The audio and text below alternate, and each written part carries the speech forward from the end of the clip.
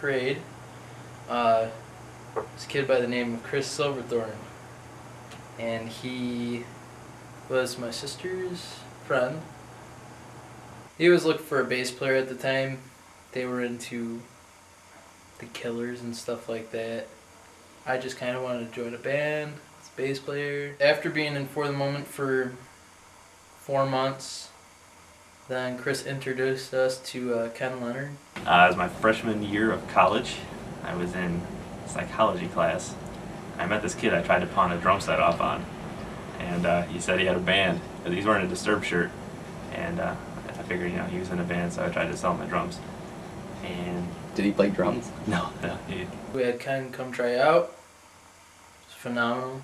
I went from trying to sell this kid a drum set to actually joining his band. That was my introduction to the double bass as well.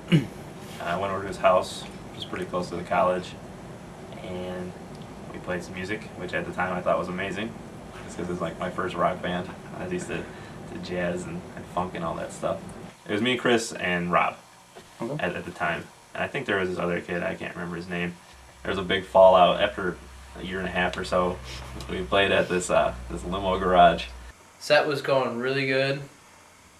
Up until the last song. And apparently I went into like a 5 or 15-minute drum solo.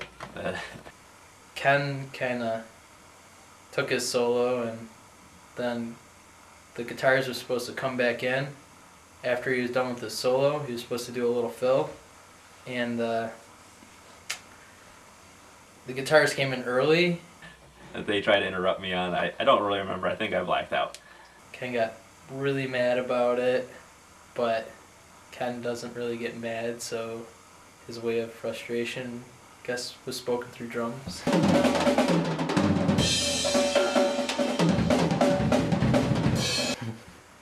He ended up going on to probably about a 10 or 15 minute drum solo, and we all just kind of sat back and watched, and the audience did too, thinking, what is going on?